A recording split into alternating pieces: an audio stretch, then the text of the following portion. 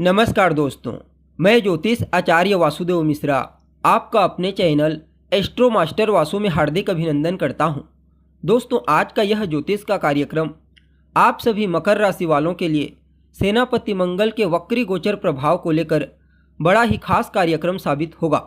जी हां, भूमिपुत्र मंगल अपनी वर्तमान राशि, अपनी नीच राशि कर्क राशि में ही रहते हुए 7 दिसंबर 2024 की प्रातःकाल 5:28 पर मार्गी से वक्री हो चुके हैं और आने वाले साल 2025 के फरवरी महीने की 24 तारीख तक यानी 24 फरवरी तक वक्र अवस्था में ही गोचर करते हुए आपको प्रभावित करेंगे और इसके पश्चात वक्र अवस्था में ही मिथुन राशि में प्रवेश कर जाएंगे। तो ऐसे में आप सभी मकर राशि वालों के लिए सेनापति मंगल का अपनी नीच राशि कर्क राशि में वक्री गोचर क्या परिणाम लेकर के आया है। जी हाँ, यह गोचर आपके लिए कितना फायदेमंद साबित होगा और किस प्रकार मंगल की पावर आपके भाग्य को 7वें आसमान पर लेकर के जाएगी, सभी पहलुओं पर बहुत ही डिटेल में चर्चा करेंगे और वीडियो के अंत में आपको एक अचूक उपाय भी बताएंगे जिसे फॉलो कर आप मंगल के इस वक्री गोचर को अपने लिए और पॉजिटिव बना सकते हैं।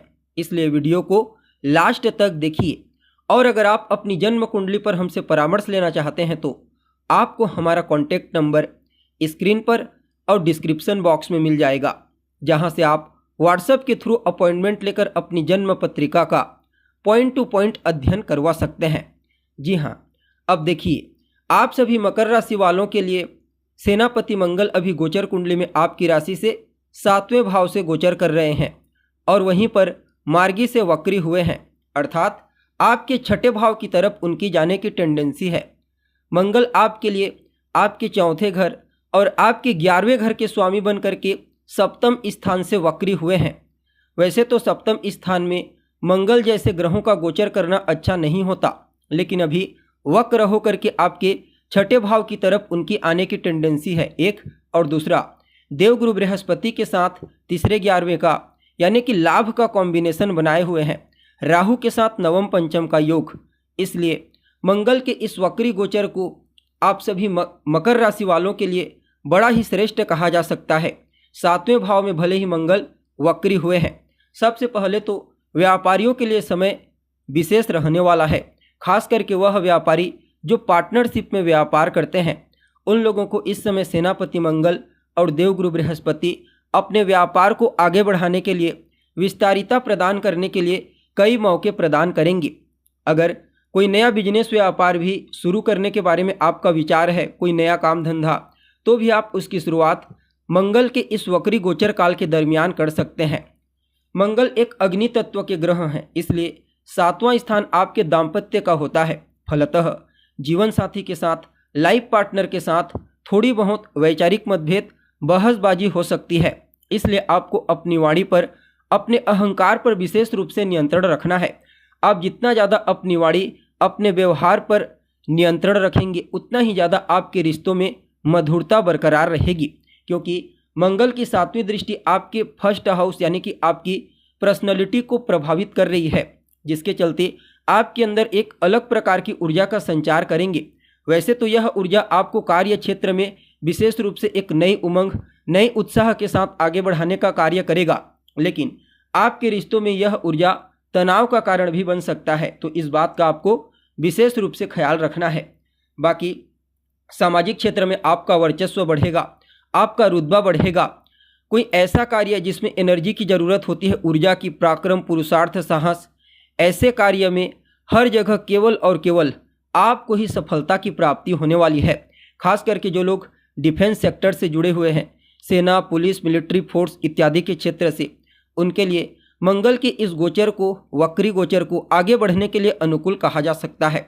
जी हाँ, जैसा कि आप जानते हैं, मंगल के पास 3 विशेष दृष्टियां हैं। जहां होते हैं वहां से चौथे घर को, 7वें घर को और 8वें घर को दृष्टिगोचर करते हैं। अब आपके लिए आपके 7वें घर में है, तो इनकी चौथी दृष्टि आपके कर्म स्थान पर, 7वीं दृष्टि आपके फर्स्ट हाउस पर और 8वीं दृष्टि आपके सेकंड हाउस पर जा रही है। और पहले भी मैंने आपको बताया कि मंगल एक गर्म ग्रह है, तो रिश्तों में तनाव उत्पन्न करता है। 10वां स्थान आपके पिता का प्रतिनिधित्व करता स्थान है रिश्तों में, और सेकंड हाउस आपके कुटुंब परिवार का, आपकी फैमिली का है। फलतः आपके पिता के साथ भी और आपके कुटुंब परिवार के अन्य सदस्यों के साथ थोड़ी बहुत तालमेल में कमी, वैचारिक मतभेद, तनाव की स्थिति उत्पन्न हो सकती है। यह मंगल के कारण होगा, तो इस बात का आपको ध्यान रखना है। अगर आप अपने आप में नियंत्रण कर लेते हैं तो कहीं कोई समस्या नहीं होगी। बाकी मंगल की चौथी दृष्टि भौतिकता के दृष्टिकोण से, खास करके कार्य क्षेत्र के दृष्टिकोण से किसी वरदान से कम साबित नहीं होगा, क्योंकि मंगल 10वें स्थान में दिग्बली हो जाते हैं। इसलिए कार्य क्षेत्र में आपको उत्तरोत्तर सफलता प्रदायक साबित होंगे। आप जो भी कार्य करते हैं, चाहे आप कोई व्यापार करते हैं या फिर किसी फील्ड में, प्राइवेट सेक्टर में, गवर्नमेंट सेक्टर में कार्य करते हैं, उस कार्य से आपको बड़ी मात्रा में धन की प्राप्ति होगी। फलतः यह गोचर आपको धनवान बनाएगा। न सिर्फ कार्य क्षेत्र में आपको प्रसिद्धि प्राप्त होगी, यश और कीर्ति, बल्कि सामाजिक क्षेत्र में, धार्मिक क्षेत्र में और अन्य क्षेत्रों में भी आपको काफ़ी हद तक विशेष प्रसिद्धि की प्राप्ति होने वाली है। जो जातक बड़ा पद प्राप्त करने के लिए प्रयत्नशील हैं, उनकी भी इच्छा इस समय सेनापति मंगल पूरी कर देंगे। आपकी महत्वाकांक्षा, आपका जो दृढ़ निश्चय है, संकल्प शक्ति, वह हर किसी के मुकाबले विशेष मजबूत दिखाई पड़ रही है। यह गोचर यूँ समझ लीजिए अद्भुत साहस, पराक्रम, पुरुषार्थ की वजह से आपको कई लोगों से ऊपर उठा देगा। यह समय आपको एक राजा के समान बनाने का प्रयास करेगा, क्योंकि यहाँ पर मंगल का जो प्रभाव है वह सेनापति के रूप में होता है, यानी कि सबको कंट्रोल करने वाला। फलतः एजटिस इम्पैक्ट आपके ऊपर देखने को मिल सकता है। और मंगल की जो 7वीं दृष्टि है वह तो आपके पर्सनैलिटी को प्रभावशाली बनाएगी ही बनाएगी, नो डाउट। हेल्थ से संबंधित भी अगर कोई प्रॉब्लम है तो उसे दूर कर देगी। सेकंड हाउस पर मंगल की जो 8वीं दृष्टि है वह थोड़ी बहुत फैमिली मेंबर के बीच में आपसी तालमेल में कमी कर सकता है। बाकी धन का संचयन आपके जीवन काल में मजबूती से होगा। आपकी आर्थिक स्थिति, फाइनेंशियल कंडीशन बेहतर होगी और ससुराल पक्ष से भी आपको लाभ के कुछ अच्छे अवसर प्राप्त हो सकते हैं। मंगल आपके लिए वैसे तो कोई अति विशिष्ट कारक ग्रह नहीं होते, लेकिन लाभ स्थान के स्वामी बनते हैं, तो कहीं ना कहीं यह समय आपके कार्य क्षेत्र में लाभ के दृष्टिकोण से अत्यंत ही श्रेष्ठ साबित होगा। जी हाँ, बाकी मंगल स्वयं ऊर्जा के कारक हैं, पराक्रम, पुरुषार्थ, एफर्ट के कारक हैं, क्वालिटी के कारक हैं, टाइम टू टाइम वर्क के कारक हैं।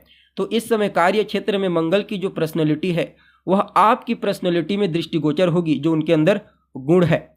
बाकी कुल मिलाकर के देखा जाए तो आप सभी मकर राशि वालों के लिए शनि की 7.5 के इस अंतिम ढैया में भी मंगल के इस वक्री गोचर को पॉजिटिव कहा जा सकता है। फिर भी उपाय के रूप में क्या करना चाहिए जिससे यह समय और आपके लिए बेहतर हो जाए? तो हनुमान जी की सेवा कीजिए, उनकी आराधना कीजिए। इससे बेहतर उपाय और कोई हो ही नहीं सकता। अगर आप रोजाना उनकी आराधना नहीं कर पाते हैं नित्य, तो फिर आप कम से कम मंगलवार के मंगलवार उनकी आराधना कीजिए। इससे भी आपके लिए मंगल का यह वक्री गोचर और ज़्यादा पॉजिटिव हो जाएगा। जी हाँ, तो दोस्तों उम्मीद है आपको प्रोग्राम पसंद आया होगा।